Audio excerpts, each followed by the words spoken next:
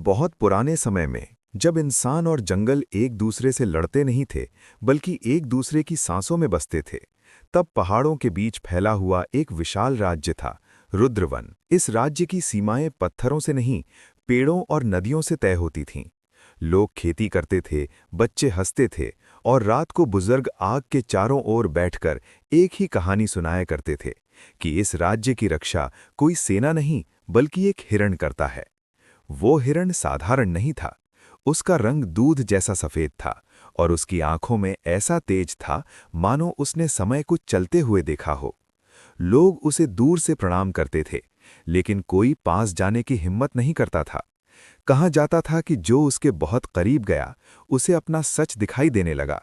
इसी राज्य में जन्म हुआ एक राजकुमार का, अद्वित का। बचपन से ही वो अलग था। जब दूसरे बच्चे तलवार से खेलते, अद्वित घायल पक्षियों के पंख बांधता। जब महल में उत्सव होता, वो चुपचाप खिड़की से जंगल की ओर देखता रहता। उसकी माँ अक्सर उसे अपने पास बिठाकर कहती, तुम्हारा दिल जंगल की धड़कन सुनता है। ये वरदान है, लेकिन एक दिन बोझ भी बनेगा। रानी की मृत्यु अचानक हुई। कोई बीमारी नहीं, कोई घाव नहीं, बस एक सुबह वो उठी नहीं। मरने से एक रात पहले उसने अद्वित के कान में फुसफुसाकर कहा था, अगर कभी लगे कि पूरी दुनिया झूठ बोल रही है, तो सफेद हिरण को ढूंढना और चुड़ैल से डरना मत। उसके बाद महल बदल गया। राजा कठोर हो गया। उसने जंगल की सीमाएं काटने का आदेश दिया। पेड़ गिरने लगे, नदियां सिकुड़ने लगीं। उसी के साथ राज्य में अजीब घटनाएं होने लगीं। बच्चे बीमार पड़ने लगे, फसल सूखने लगी और लोगों को सपनों में एक औरत दिखाई देने लगी जिसकी आंखें जलती आग जैसी थीं। लोग फुसफुसाने लगे, चुड़ैल जाग गई है। एक रात जब आधा राज्य सो रहा था, अद्वित महल से निकल पड़ा। उसके दिल में डर था, लेकिन उससे भी ज्यादा सवाल थे। जैसे ही वो जंगल के भीतर गया, समय की चाल बदल गई। हवा भारी हो गई।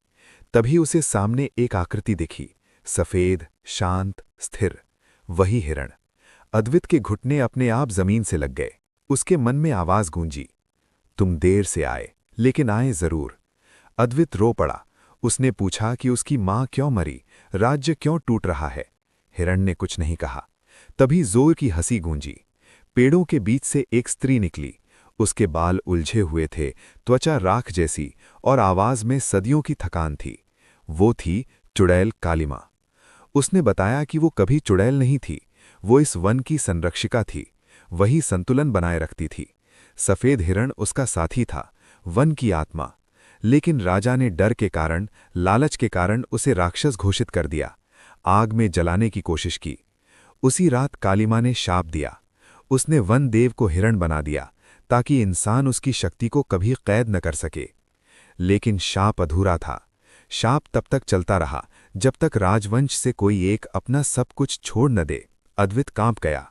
उसी पल महल की सेना जंगल में घुस आई। राजा स्वयं आगे था।